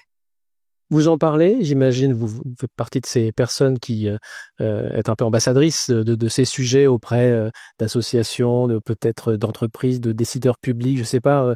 Quand vous dites ça, c'est une question qui n'est pas prévue dans le conducteur du tout. Quand vous dites ça spontanément à quelqu'un qui est dans la partie, il réagit comment? Il blêmit en vous écoutant, il lève les yeux. C'est souvent difficile à accepter. Je veux dire, il y a quand même une radicalité du propos qui est exprimée de manière très calme et posée à votre micro, mais qui peut emmener assez loin. C'est difficile à accepter parce que on a l'impression de ne pas pouvoir agir, alors qu'en fait si on agit le plus efficacement possible, on a l'impression que ça va pas être les bonnes solutions parce que c'est arrêter de faire quelque chose au lieu d'inventer quelque chose pour faire quelque chose. Mais il faut vraiment se rendre compte à quel point la biodiversité, quand on a essayé de le dire, c'est quelque chose d'extrêmement complexe avec des espèces qui évoluent tout le temps, qui sont en interaction les unes avec les autres. Et donc, la nature a mis des millions d'années à sélectionner, à faire évoluer l'adaptation des espèces et à produire des écosystèmes absolument extraordinairement efficaces, des organismes extrêmement efficaces. Extrêmement complexes et tout. Et on sait absolument pas, on pourrait se dire, on va protéger les abeilles parce qu'on veut la pollinisation. Mais le problème, c'est que les abeilles, elles dépendent aussi des plantes mellifères, elles dépendent d'avoir une eau qui est pas toxique. Et donc, si on veut conserver la pollinisation, il faut conserver globalement tous les écosystèmes dont dépendent ces espèces et pas se focaliser sur un service en particulier ou une espèce en particulier. On dépend de tellement de choses à tellement de niveaux de la biodiversité que de toute façon, on n'a pas d'autre choix que de conserver globalement des écosystèmes fonctionnels au maximum. Donc le premier mot d'ordre, c'est stop. Enfin, en tout cas, c'est arrêtons d'intervenir, de vouloir nommer trop de choses. Voilà, la compensation carbone est un bon exemple. C'est-à-dire, au lieu d'essayer de compenser et de créer quelque chose, il vaut mieux conserver les forêts actuelles qui sont extrêmement efficaces à stocker du carbone, non seulement dans les arbres, mais surtout dans les sols, dans la litière et avec les micro-organismes. Alors quand on plante une nouvelle forêt en monoculture, il y a plein d'études qui montrent que c'est absolument pas efficace par rapport à conserver une vieille forêt. Parce que déjà, un arbre en monoculture, ça veut dire ça va être la même espèce, voire le même individu clone qu'on plante de façon très homogène. Donc c'est très susceptible aux maladies, c'est très susceptible aux feux de forêt, et en fait la plupart partent en feu de forêt avant d'avoir compensé autant qu'on estimait qu'ils pouvaient compenser. Et donc, c'est un peu ce qu'on appelle des fois l'effet Rubik's Cube aussi, de se dire, donc on a plein de problèmes à régler. On a le climat, la pollinisation, l'eau. C'est comme un Rubik's Cube où il faudrait régler toutes les faces en même temps pour conserver le bien-être des populations humaines. Et souvent, on se concentre sur une face qui va être réduire les émissions de CO2. Mais si on se concentre sur une face, on risque de dérégler encore plus toutes les autres faces. Et c'est un peu la compensation carbone, c'est un peu ça. C'est en essayant de réduire les émissions de CO2, on va dérégler encore plus les écosystèmes. Tout se tient et donc attention à ce qu'on touche, ça a des impacts derrière. Je connaissais pas l'image du Rubik's Cube, mais je la garde, elle est très parlante. Madame Lecomte, vous voyez acquiescer en écoutant Madame Giraud. Restauration, conservation, ça a un rôle ou pas, ça? Oui, ça a un rôle et on verra, ça c'est ce que dit le dernier rapport Nexus, que ça résout aussi bien les autres crises.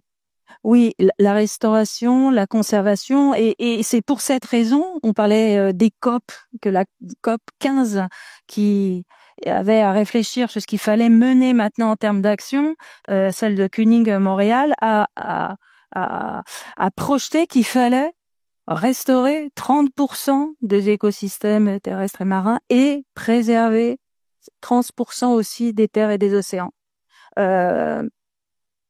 Alors pourquoi? On l'a vu baisser les pressions et surtout parce que quand on restaure, c'est-à-dire qu'on essaye de rétablir ces fonctions écologiques et donc on rétablit aussi leur capacité de résilience, en fait on rétablit tout un système. Et le message que je veux donner, c'est que les derniers travaux, les méta-analyses de tout ce qui a été fait en termes de restauration et de conservation dans le monde montrent que ça marche, en fait. Il y a une méga-analyse qui a montré sur les 600 tentatives de restauration et de conservation que les 2/3 conduisaient à une efficacité, ou en tout cas essayer freiner cet effondrement de la biodiversité. Donc, ça marche. Ça marche. Et aussi, ce fameux rapport Nexus dont on a parlé tout à l'heure, qui montre que tout est interrelié, met en avant que cette restauration et cette conservation, mais aussi, et là je mets l'humain dedans, le fait de mobiliser les populations et notamment les savoirs des communautés locales et autochtones pour co-construire, avait des conséquences, notamment, par exemple, des villages en Inde se sont rassemblés pour préserver la biodiversité, et ça avait des conséquences sur l'eau, sur la façon dont ils traitaient aussi leur sol. Donc voilà. Des approches pluridisciplinaires, oui, incluant sciences humaines et sociales. Sur tous ces enjeux-là, l'entrée, on baisse la pression et on le fait en concertation. Sur le terrain, sans vouloir affaler d'en haut des réponses toutes faites. Ça conduit à résoudre une grande majorité des autres enjeux. Voilà. On va parler, merci beaucoup, on va parler de solutions basées sur la nature et puis on terminera avec Philippe Brancola sur peut-être parler de la façon dont on doit regarder le sujet de la biodiversité et puis surtout question de la salle pour terminer cet échange, même si on n'a pas fait le tour de tout ce qu'on voulait évoquer, mais ça c'est compliqué. Solution basée sur la nature, ça veut dire quoi et c'est en quoi c'est un game changer? En quoi ça non, j'enlève cette expression. En quoi ça nous permet d'avoir un peu d'espoir? Là, ce sont des mangroves qu'on voit. Parlez-nous un petit peu de ça. Donc, les solutions fondées sur la nature, c'est un nouveau terme sur lequel on a regroupé toutes ces actions de préservation, de réservation, d'amélioration des écosystèmes, mais qui s'appuient justement sur le fonctionnement des écosystèmes. On prend pas des solutions technocratiques, technologiques. On s'appuie sur l'ingéniosité des écosystèmes pour réparer la nature et pour faire ces actions de restauration. Un exemple avec la mangrove. Donc oui, par exemple, comment ça marche? Qu'est-ce que vous avez fait exactement? Ou qu'est-ce qu'on peut faire exactement? Qu'est-ce que j'ai fait? Enfin, c'est pas moi. Donc, entre guillemets, je dirige aussi un programme du plan d'investissement d'avenir qui s'appelle justement Solutions fondées sur la nature. Donc, on a donc un plan pour 9 ans pour implémenter ces solutions fondées sur la nature et faire des expériences donc à la fois avec les académiques puisqu'il faut réfléchir à ce que c'est vraiment et comment ces solutions fonctionnent, mais aussi donc avec les praticiens, avec les communes. Et donc c'est le cas de la mangrove où on a ce qu'on appelle un living lab, donc en Guyane, où on expérimente à la fois deux choses, à la fois la conservation, puisqu'il y a des parties de la mangrove est très bien conservée en Guyane, mais aussi il y a de la mangrove dans les villes. Et qu'est-ce qu'on fait de cette mangrove dans les villes? En général, les mangroves ce sont des poubelles. Hein, on y retrouve tous les plastiques. On n'a pas beaucoup parlé du plastique, mais on y retrouve tous les plastiques que vous pouvez imaginer. Et il faut éduquer aussi la population, et les solutions fondées sur la nature, c'est aussi l'éducation. Il faut aussi éduquer les populations et leur dire mais la mangrove c'est pas une poubelle. La mangrove c'est un réservoir de poissons pour toute la côte. C'est aussi ça vous protège de l'érosion côtière, etc. Donc il y a à la fois cette éducation à l'implémentation, comment on fait. Hein, le maire des petites communes de Guyane sont très contents qu'on soit là parce que ils n'ont pas des ingénieurs d'environnement. Ils sont très contents qu'on soit là pour les aider à penser comment on fait. Et puis il y a aussi cette éducation que l'on fait donc à la fois à l'université, mais aussi dans les villages. Donc il y a beaucoup. Donc je pense qu'il faut faire attention parce qu'il y a beaucoup de choses aussi qu'on a appelées solutions fondées sur la nature Qui n'en sont pas vraiment. Et donc, une solution fondée sur la nature est obligatoirement un retour sur la biodiversité. C'est pour ça que, par exemple, le biomimétisme n'est pas une solution fondée sur la nature, parce qu'on peut pas, enfin, en tout cas, dans la plupart des cas, il n'y a pas de retour direct sur la biodiversité. C'est une solution. Donc, il faut que ça réponde à un problème, souvent un problème sociétal, un problème environnemental, les risques naturels, la santé. Et, si possible, avoir des retombées économiques. C'est pas non plus obligé d'ouvrir un nouveau commerce ou une nouvelle guinguette dans la mangrove, mais c'est aussi, par exemple, aider les pêcheurs ou réimplémenter des espèces qui avaient disparu. On parle de l'huître des mangroves de Guyane, par exemple. Donc ça a des effets positifs latéraux. Il y a ces trois effets positifs qui sont indispensables pour les solutions, enfin pour qu'une solution fondée sur la nature marche. Et je voudrais qu'on termine sur la notion, merci beaucoup, je voudrais qu'on termine sur la notion de peut-être de révolution culturelle. Alors je ne sais pas si c'est la bonne expression à avoir sur la façon de regarder les solutions pour limiter l'effondrement de la biodiversité. Avant ça, si vous êtes d'accord, parce que je voudrais donner la priorité à l'échange, si vous avez des questions, mesdames et messieurs, c'est maintenant. Je veux bien qu'on donne un micro à madame, s'il vous plaît, et à mademoiselle ou madame. On dit plus mademoiselle, erreur. Oui, je vous ai vu, monsieur. Après. Alors, s'il vous plaît, faites des questions les plus ramassées possibles pour qu'on ait le temps d'avoir les réponses. Je sais pas, je commence? Allez-y, je regarde, donc oui. Ok. Merci déjà pour la qualité des propos tenus. En tant que écologue en freelance et formatrice en centre de formation agricole, toutes ces informations, je les connaissais, mais c'est plutôt la réaction face à ces informations que je suis venue aussi requérir comme information elle-même. On est beaucoup aujourd'hui. Je trouve que ce débat serait d'autant plus mis à profit en sachant qui est ici, qui est parmi nous. Est-ce qu'il y a des personnes qui étaient déjà au fait de tout ça? Est-ce que Co-animatrice. Elle est citoyen l'intention est bonne. J'ai en fait ce besoin-là de savoir, c'est aussi parce que la problématique de l'accompagnement de cette conscience n'est jamais posée et elle est cruciale en fait parce que si on a donné une attention aujourd'hui aux vivants, c'est que on a envie parfois de faire quelque chose après. En tout cas, on a une curiosité, une détresse parfois pour certains, et cet accompagnement pour le développement de nos sociétés. Avec les crises auxquelles nous sommes confrontés, il est très important. Et il commence déjà à faire écho dans le monde scientifique.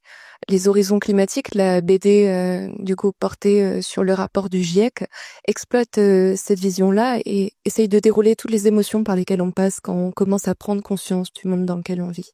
D'accord, donc c'est la notion de l'accompagnement face à cette réalité qu'on met à jour, y compris quand on est scientifique. On fait le micro-sondage. Alors comment on le fait le micro-sondage? On n'a qu'à dire que toutes celles et ceux qui ont l'impression en venant ici, de savoir ce qu'était la biodiversité peuvent lever la main. Ben voilà. C'était peut-être pas la manière, mais en tout cas voilà. Donc oui, les gens mais ça on s'en doutait peut-être. C'est un vrai sujet, cela dit, qui va faire une transition avec Monsieur Brancola. C'est comment est-ce qu'on sensibilise toutes celles et ceux qui sont un peu moins au fait ou moins intéressés par ce sujet. Vous voulez bien répondre? Alors je vais d'abord proposer à madame de poser sa question, parce qu'elle a son micro, et Alors, bon, moi, ma question, ça concerne sur les actions concrètes que l'on peut faire en France. Est-ce que vous connaissez la Fondation Francis Allais qui essaye de faire renaître une forêt primaire en France? Et quel support est-ce qu'on peut Tout le monde apporter? connaît, mais c'est un club ici en fait. Super, donc Fondation C'est Francis ça. Allais. Pour faire renaître une forêt primaire en France. On peut aller sur Internet, regarder ça avec vous l'intérêt. Donc du coup, madame, vous vouliez dire un mot peut-être en réaction à ce débat parallèle qui s'organise? C'était pour vous répondre et pour un témoignage. Moi, je suis plutôt dans le domaine de la finance et dans l'investissement pour l'économie sociale et solidaire. Et ce que vous dites est très intéressant parce qu'il y a beaucoup d'investissements qui sont pour faire. Il y a des fois, on se demande s'il y a vraiment l'impact nécessaire, alors que si j'entends bien, c'est déjà faire le nécessaire et d'arrêter toutes ces saines causes. Et ça, par contre, c'est pas suffisamment valorisé. Les épargnants ne sont pas suffisamment sensibilisés. Enfin, ils aiment faire que leur argent permette de financer un projet, mais finalement rester passif en faisant en sorte qu'il y ait moins de plastique et autres, c'est moins vendeur, comme on dit. Donc oui, il y a peut-être une révolution culturelle qui commence par nous tous, mais également le reste suivra. Enfin voilà. Alors justement, on peut peut-être en parler tout de suite. Oui. On vous entend bien? Non. Dites quelques mots. Alors prenez le micro que vous avez là. Hop.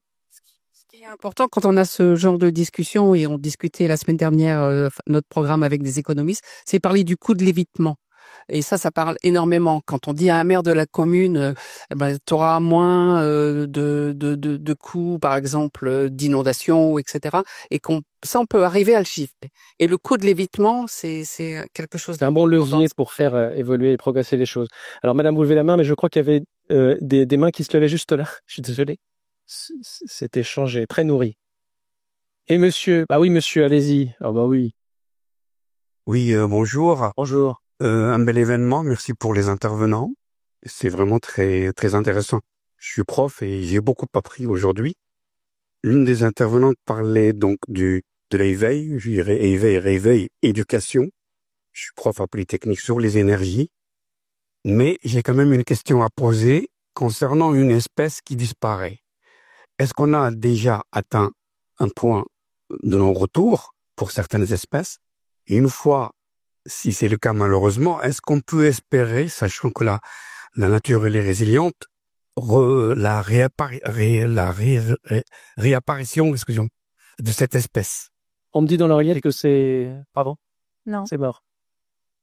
Oui, alors, madame Lecomte, monsieur, Oui, je pense- à deux voix, allez-y. Une espèce éteinte est complètement éteinte et les espoirs de résurrection d'espèces à partir d'ADN ancien a peu de chances de pouvoir donner lieu à une espèce qui serait juste adaptée aux conditions dans lesquelles on est. Donc, quand une espèce est éteinte, elle est malheureusement éteinte. Donc, ça donne quand même une certaine notion Crucialité des enjeux. Ouais. voilà, de crucialité des enjeux, tout à fait.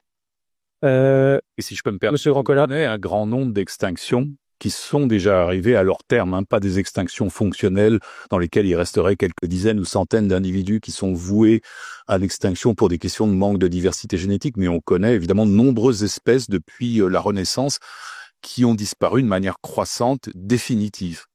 Il nous reste quelques toutes petites minutes. Monsieur, une question. remarque et deux questions. Oui, on va prendre juste la remarque alors. C'est la délinquance environnementale, trafic d'animaux, trafic de plantes, déforestation illégale et mine illégale, pêcherie illégale. On n'a pas souligné, on va pas ouvrir le débat là-dessus, mais c'est un sujet extrêmement important et de très grosses conséquences.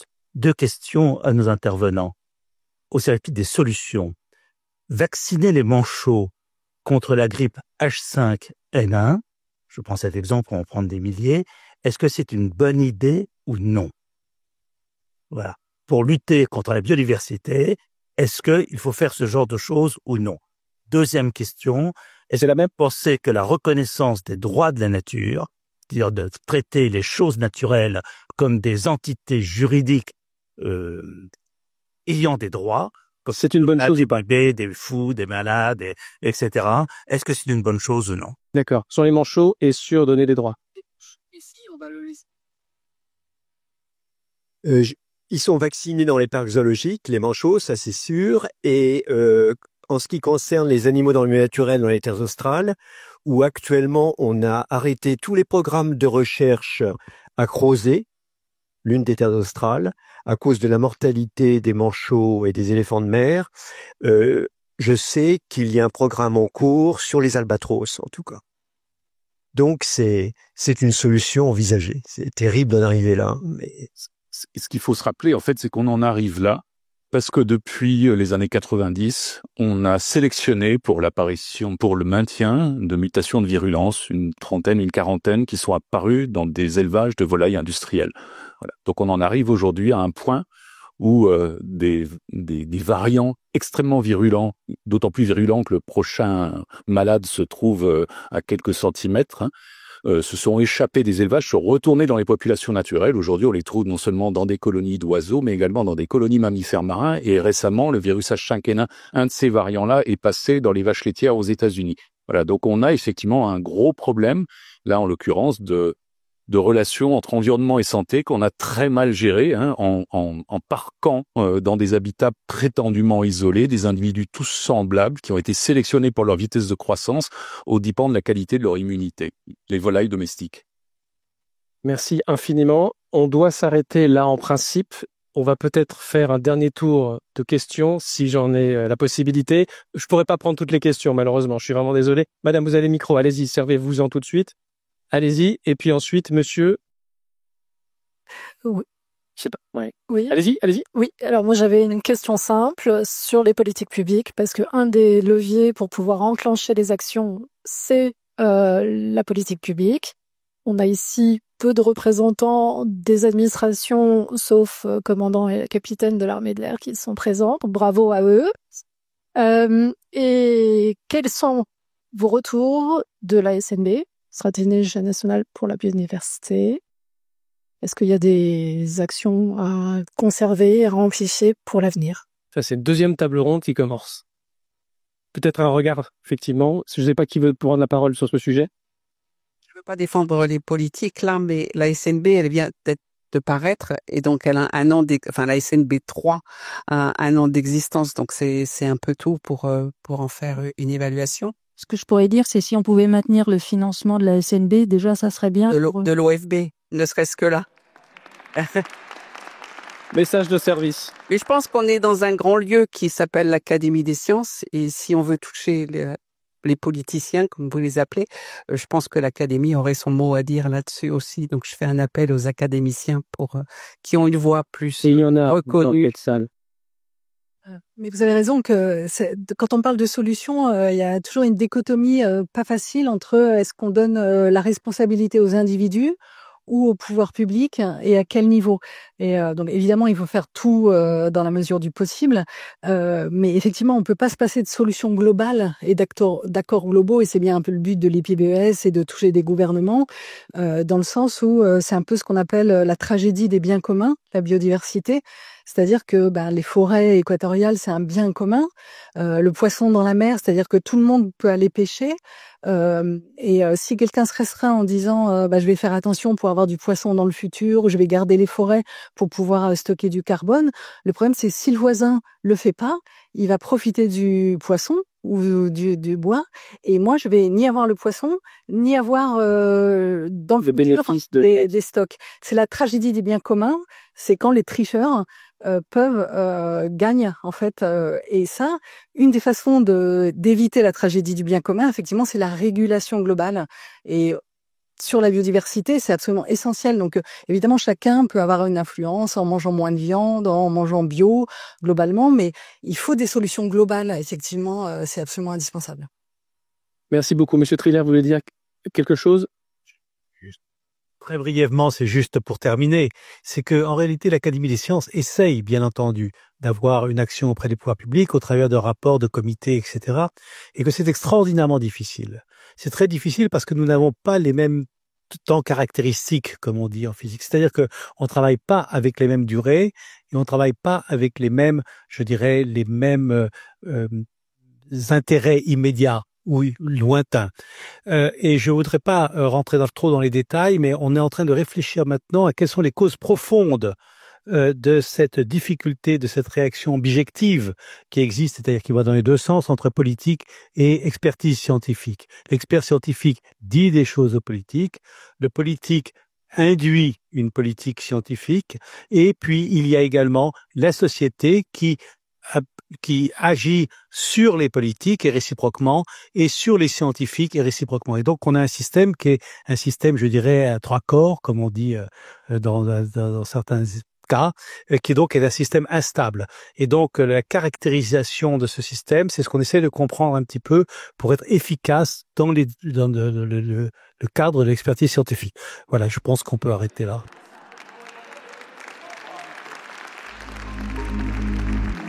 Thank you.